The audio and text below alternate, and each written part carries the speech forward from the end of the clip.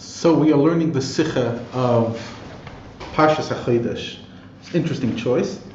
It's not the Kviyas of this year. This year Parshas Hachodesh was on Erev Hachodesh, but when the Sicha was said, it was 5 days before. It was on Chaf Hei Adar. But what I want to do is focus on a few points in the Sicha that really stuck out to me.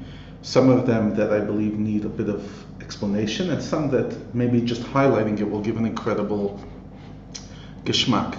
So let's start with the beginning, with page 481, the first column, and Ois Aleph, the Raya from Shas. Basically, the Rebbe is bringing a Raya that everything is Bashgacha Pratis, the day of the week and the day of the month. And the Rebbe brings a Raya from Gemara Zvachim. What's the Raya? So I went into the Gemara to try to make sense of it. And basically the Gemara is on Zvachim, Tzadik Aleph, and it follows immediately after a Mishnah. And basically the Gemara is asking a question, Ibayalu. The Gemara asks a question at the end of Tzadik Amud Beis. Tadir Mekudesh Ezem Kodim. We know that in general you do something that's constant first. Tadir V'She'ein Tadir Tadir Kodim. But the question is, if there's a frequent offering, but then there's an offering of greater sanctity, which comes first? Do we say the frequent comes first, due to the fact that it's frequent, or the one that's holy because it's holy? So the Gemara tries to bring one raya, and that is from Musaf, Karban Musaf on Shabbos, and then the Gemara brings another raya from Shabbos and Rosh Chodesh. Now, interesting, the Rebbe doesn't bring his raya from the first one because the first one is both weeks. It's both weekdays. It's Shabbos and it's Musaf Shabbos. It's the Tamid of Shabbos and Musaf Shabbos. Rosh Chodesh, on the other hand, is month. So the Gemara asks. So basically, what's the raya? Tashma. The Gemara says, "Come here, a proof." Musaf Shabbos, the Musaf that you bring on Shabbos, Kaidbin Musaf Rosh Chodesh, comes before Musaf Rosh Chodesh. So what do you see? Tadir V'She'ein Tadir. Tadir Mekudesh, Tadir Kodim, that the thing that happens constant goes first. Says the Gemara, Atar Rosh Chodesh L'Musafin, Didei Ahani Musafin Shabbos L'Ahani. Are you telling me that the sanctity of the new moon of Rosh Chodesh affects only the additional offerings, but doesn't affect additional offering on Shabbos? No, they're also imbued with the sanctity of Shabbos. And now they have the fact that they're constant and the fact that they're Rosh Chodesh. So what do you see? You see the fact that Rosh Chodesh impacts the week, the day of the week it falls on, and if that month happens to fall on Shabbos, it will actually influence Shabbos. So that's point one that I wanted to focus on, the raya that I just think is a fascinating raya, because this is a theme that comes across in the Rebbe's Torah over and over and over, and that is everything's Hashgacha Pratis, everything's Hashgacha Pratis, the day of the week, the day of the month. But over here the Rebbe brings a raya in Nigla, which is quite interesting. And I found throughout the Sicha a lot of gems. I'll be honest, for me, the Sicha didn't come across as very structured.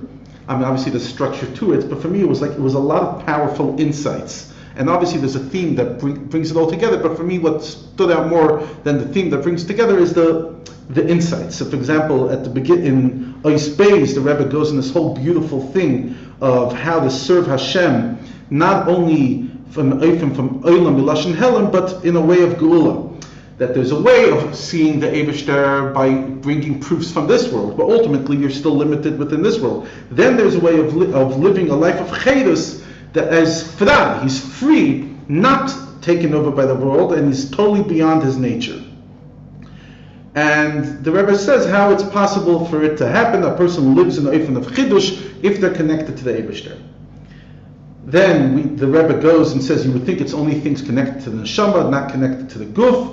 And the answer is, from the fact that Parshas Hachodesh falls on Chaf Hei Adar, you see that even in Yoni Abriya, Chaf Hei Adar can be influenced by a Chodesh, which is a mitzvah, which is L'maylim Didavakbo. Now, if you go through the Sicha, there's fascinating footnotes, a lot of very unusual Mar Mekomis, and a lot of Chassidus Mar Mekomis. Now, for example, if you see in Ha'ara 24, the Rebbe is talking about over there that in the Pnim, the Rebbe is saying the way the superficial vision of this world is the way you see it in your eyes, and that seems separate telikus, and that comes from the Dibur of Hashem.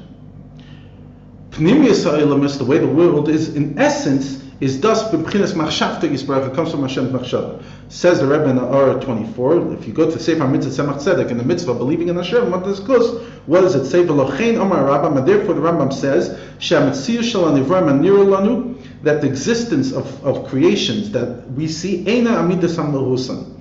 It's not the true entity. Mishum she'ametzius amidish leu ba'edim machshavas habar. The true entity of you is the way you exist in the Eibishter's reality, in the Eibishter's perception. In other words, when we see each other, when we see this universe, that's a chitzonius. That's a chitzonius not only of Hashem's perception of us, because there's a level the way we're perceived in Hashem, which is in the pnimius, and therefore, think about it, that each and every one of us is ingrained machshavas habar. Fine. But I want to focus on maybe one or two more details. Ha'ara 46. In Ois Vav, the Rebbe is finding a connection between Hachodesh and Chaf Hei Adar, because in dem Tag is Bashafin, Gevarin Adam, and damit hat sich aufgetan die Iden von Avos Adam, Ashchesh Nissen, the sixth day. It's when Adam is created. Sorry, in Chaf Hei Elul, and in Chaf, according to Rabbi Yeshua, the sixth day of creation is Chaf is Aleph Nissen, starting Chaf Hei Adar. And that is Misarusa the way it comes from the Eibishter.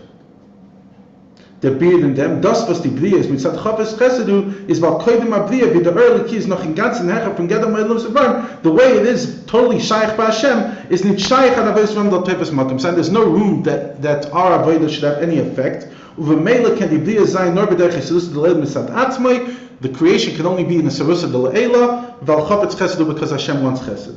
Aber meidach, the fact is, mitzadam is chafetz chesed, who is does gufa brengt, as a voice of them, so yom fismagim. But because Hashem wants chesed, so therefore that accomplishes that we take have a tfisas makom. What we do makes an impact.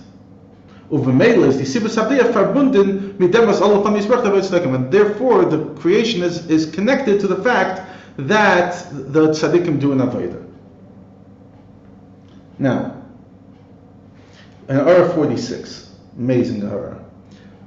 Now the Rebbe says, we see that even after creation, we see that the Sarusa Lutata, our work, affects the Eibishter.